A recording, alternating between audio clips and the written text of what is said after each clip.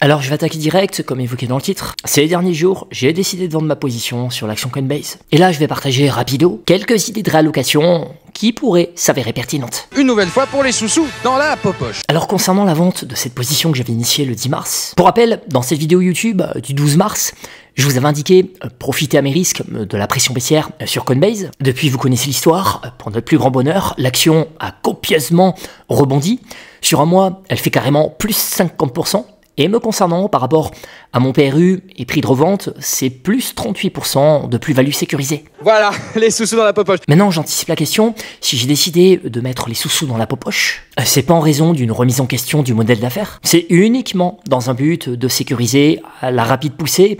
Très franchement, je pensais pas que ça rebondirait aussi vite et aussi fort et gagner plus de 30% sur du capital placé en moins de 3 mois en totale passivité. Bah, faut garder les pieds sur terre, ça mérite d'être sécurisé. Voilà, les sous-sous dans la popoche. Surtout que dans mon cas, début mars, c'est pas la seule action que j'ai achetée. 3 jours avant cet achat Coinbase que je vous avais partagé, j'ai aussi payé du Tesla.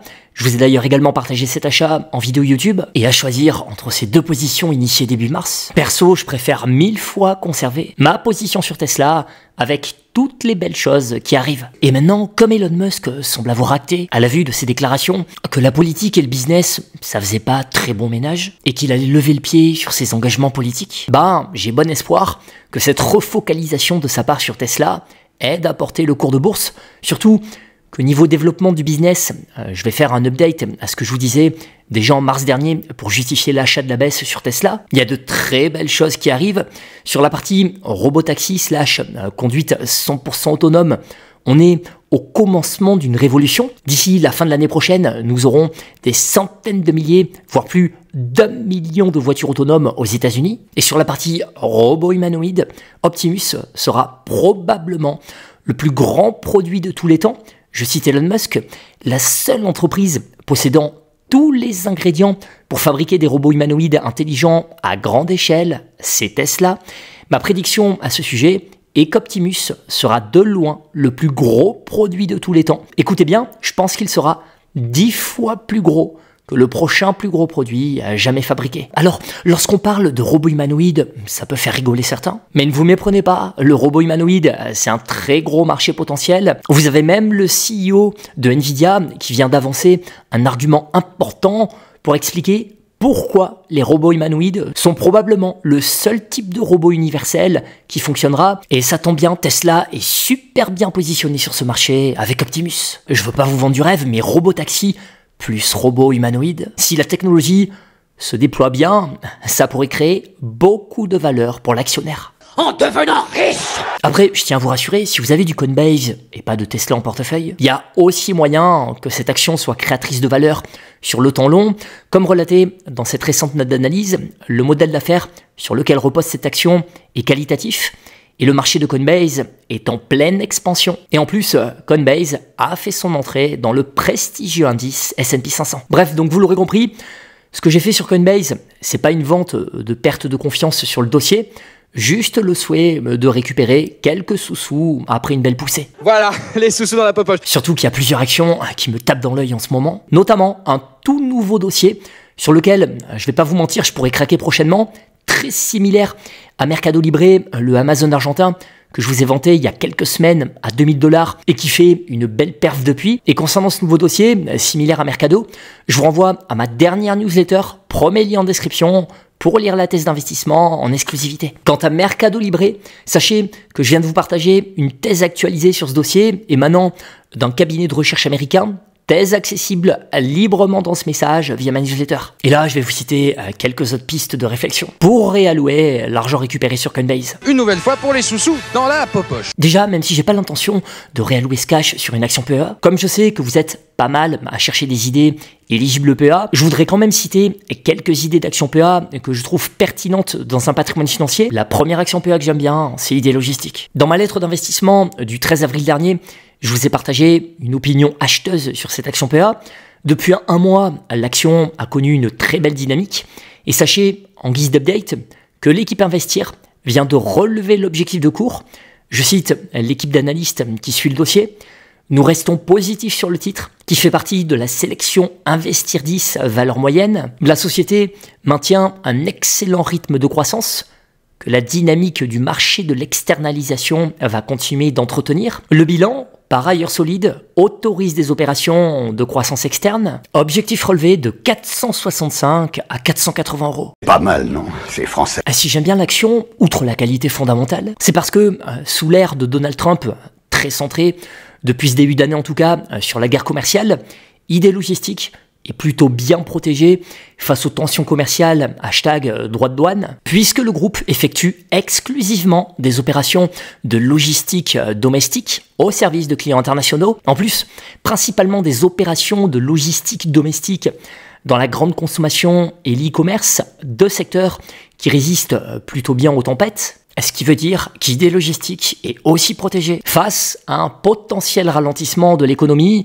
En tout cas, elle est censée moins en souffrir. En plus, le marché de l'externalisation est plutôt porteur. Selon le cabinet Oddo BHF, plus de 80% de la croissance du groupe provient de l'ouverture de nouveaux entrepôts. Et ça tombe bien, apparemment, il y a beaucoup d'appels d'offres. Donc moi, c'est le genre d'action PEA, à l'heure actuelle, que je me sentirais confortable de posséder. Autre action PEA, pareil que j'aime bien, c'est LDC, le champion français de la volaille. Pareil que ID Logistique, le 13 avril dernier, ça fait partie des opinions acheteuses que j'ai partagées dans ma lettre d'investissement.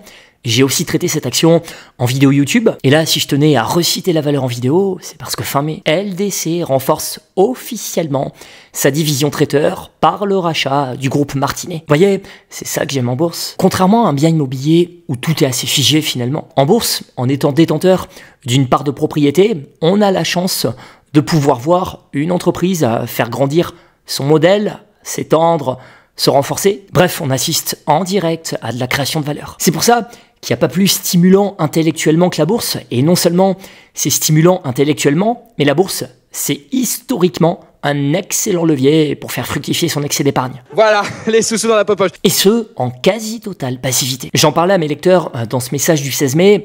Ce que j'aime aussi avec la bourse, c'est que finalement, elle travaille pendant que je vis ma vie. Il y a quelques semaines, je vous parlais de mes convictions sur certaines actions, notamment AMD, Coinbase et Tesla. Ces titres ont bien bougé entre-temps, et pendant ce temps-là, moi, je profitais de la vie, je sillonnais le Nevada, loin de leur graphique. Donc non seulement je me stimule intellectuellement, mais en plus la bourse m'offre la possibilité de faire de l'oseille tout en profitant de la vie. C'est pour ça que j'accepte volontiers le risque de perte en capital sur certaines actions, et d'ailleurs ce risque est à dédramatiser, je vous dirai pourquoi en fin de vidéo. Bref, pour revenir à LDC, si j'aime bien cette action PEA, c'est pour deux raisons. Déjà, même si le cours de bourse est sur des sommets, ça reste une action PEA qualitative, plutôt bon marché. Ça veut dire qu'il y a encore de la place pour monter. Et surtout, si je trouve LDC pertinent, c'est parce que le marché de la volaille est en pleine croissance. D'ailleurs, côté compte titre, en septembre dernier, je vous avais partagé une thèse d'investissement sur Phil Grimes.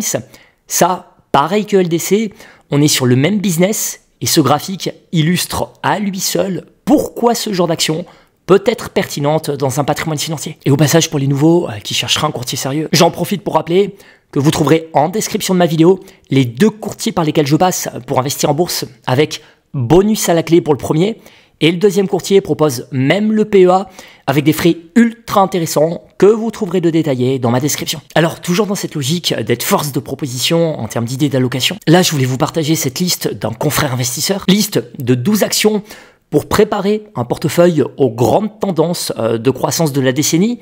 Dans cette liste, on trouve Meta pour jouer la partie réalité augmentée / virtuelle. Sans surprise, on trouve Nvidia pour jouer la partie intelligence artificielle générative. On trouve Tesla pour jouer la robotique, Palantir Technologies pour jouer la big data, CrowdStrike pour jouer la cybersécurité, Taser International pour jouer la partie drone, Tempus AI pour jouer l'IA appliquée à la santé, Amazon pour jouer le cloud computing, Camco pour jouer l'énergie nucléaire, Rocket Lab USA pour jouer l'industrie spatiale, Robinhood pour jouer la finance démocratisée, IonQ, que je mettais déjà en avant en 2022, pour jouer l'informatique quantique. Et comme les 3/4 de ces actions, je les ai traitées sur mes différents réseaux, aussi avec opinion acheteuse, je tenais à intégrer la liste de mon confrère, car je suis globalement d'accord, ça peut être des idées pertinentes à jouer sur repli ou panique de marché comme on a connu dernièrement. Et en termes d'idées, même si c'est très contrariant ces temps-ci, j'ajouterai Alphabet, maison mère de Google. Je vous renvoie à ma dernière vidéo. Certes, on lit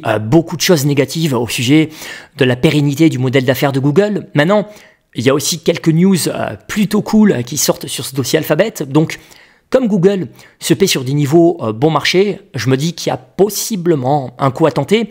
Voilà pourquoi ça fait partie des actions que je serais tenté de payer un peu, même si c'est risqué en ce moment, à la vue de la pression vendeuse et de la perte de confiance de certains investisseurs. Après, sur la partie risque, comme évoqué tout à l'heure, je vous invite à la relativiser, ou en tout cas à la dédramatiser. Car comme relaté à mes lecteurs dans ce message, en bourse, on n'a pas besoin d'avoir raison partout pour prospérer, et c'est d'ailleurs impossible. Donc, faut être à l'aise avec l'idée de se brûler les ailes sur des actions, car ce qui compte vraiment, c'est à quel point nous sommes capables de capitaliser sur les idées gagnantes. Exemple récent concret, Applovin, thèse acheteuse que j'ai partagée dans ma lettre d'investissement du 6 avril dernier.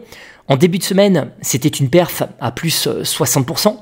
Une seule ligne comme celle-là est capable de compenser plusieurs perdants dans un portefeuille diversifié. Et sur le mois dernier, je pourrais aussi citer Coinbase et Tesla, deux thèses acheteuses partagées en vidéo YouTube et qui affichaient en début de semaine des performances sur un mois à plus 50%. Tout ça pour dire qu'en bourse, oui, il y a des risques réels de perte en capital. Maintenant, faut pas dramatiser le risque non plus, car si nous perdons 30% sur une action et que nous gagnons à 50% sur une autre, notre quête de prospérité sera tout de même accomplie. Par ailleurs, rappelons que la bourse s'inscrit dans le temps long, ce qui veut dire que certains perdants d'aujourd'hui seront peut-être les gagnants de demain. Autrement dit, un recul temporaire n'invalide pas une thèse d'investissement tant que le modèle d'affaires reste de qualité. Donc notre rôle, c'est pas de faire un sans faute. Notre rôle, c'est de construire un portefeuille diversifié, capitaliser suffisamment sur nos gagnants pour être capable de mieux encaisser nos perdants, sans oublier de laisser du temps à certains de nos perdants si on estime que le modèle d'affaires est encore de qualité. Puisque, je le redis, la bourse se joue sur le temps long, donc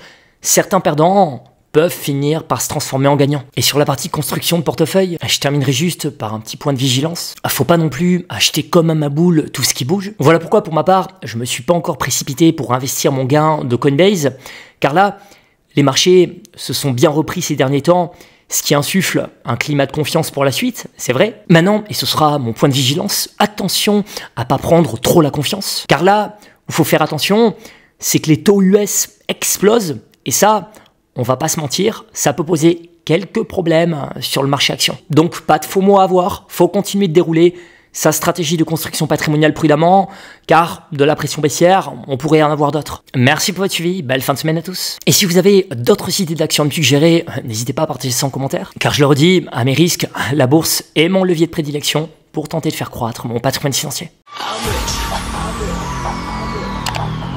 I'm rich.